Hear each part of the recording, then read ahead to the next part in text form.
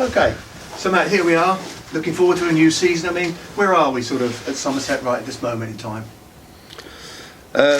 Well, we're in a good place, to be honest. We're the lads that have been here since during the winter, worked their socks off since Christmas. So working alongside Darren Van Ness on the S&C side of things, and then the skills came in the new year. So they've been working really hard and fully deserved. Today was the last net day for the guys before they have a week off. Before what we know is going to be a really hectic season, so it just gives those half-term week, gives the guys with families an opportunity to go abroad if they want to, or just chill out, because they have worked terrifically well, and we're doing some really good stuff. So yeah, delighted where we are. And of course, we've got a few boys who are overseas who are also doing well for themselves. Loads of guys, again, Jim Allenby, Tom Abel are both in Perth, both played against each other in a big match just at the turn of the new year, and Jim's club got the better of that one, but Tom's club won the T20 out there, and he played a significant part in that with both bat and ball, and I think he got a run out as well. So he's flying. He got 120 2 weeks ago, 80 odd not out this week. So he's obviously in a very good place with his game, as Jim is too. And then down in Adelaide we've got Don Bess and Adam Hose, who are both going really well. Dom's probably struggled a little bit with the bat in terms of how he went last year out there. He's struggling for opportunities more than anything, but he's bowling really well, and his figures suggest so, and he's in a good place with himself. And Hosey's scored a lot of runs. He's just tailed off a little bit recently, but he's had a really good winter again. So really good, those four guys out there. And Max has just come back from South Africa, taking millions of wickets at a single-figure average. He said, "Oh, they're not very good," but he's come back refreshed. And then, of course, we've got guys away with the associates. So Roelof van der Merwe and Paul van Meekeren have been away with Holland. They're currently en route to Hong Kong, if not already just there.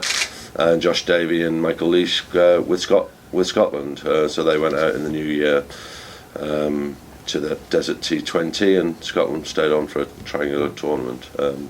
So great to have JD back with us now. Leeski's back up in Scotland with his family and doing some work again with Cricket Scotland. So all the prep's going really well. So yeah, I couldn't be more pleased, to be honest. And and then we got the likes of the Overton boys who are away with England, and Jack, of course. So yeah, it's going really well. And then the old stage of looking for things to do on the outside after Christmas. So Triggs is in front of a camera, all over the world. He's been in Singapore, he's been in Holland, I think he's currently in Kenya. He goes on to South Africa, to Johannesburg, Cape Town and Port Elizabeth. So he's getting all over. I think it's really important for players to have something after they finish playing, and that can start in your mid-20s, that looking for external work, or it could be as late as it is with Triggs in his mid-30s,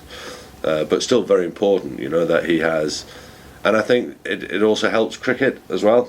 That helps their cricket, because they know they're not just desperately fighting for a next contract. They've actually got employment afterwards, and they can relax a bit more about the game and just play it as it is, a game, as opposed to saying, "Oh, it's my job," and getting too tense with it. So that's great. And Trez is again as eager and keen as ever. Hildy's been looking unbelievable form, and of course he's got a busy year with his testimonial year this year.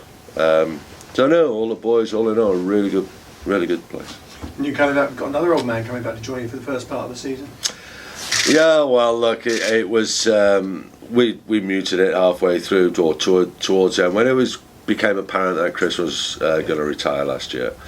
I just thought he had such an impact on the squad, on the pitch, but off the pitch as well, that we could utilise that and utilise it for our benefit, but also for Chris's benefit.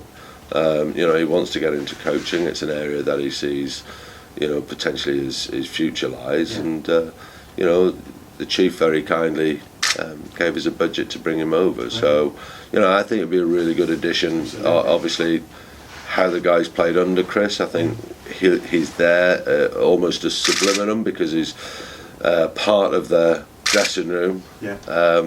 Like, guys, don't ease off here, you know, that kind of, you know, I'm still about, you know, I'm not your captain this year, but I'm still about, and I expect to see the standards that we achieved last year.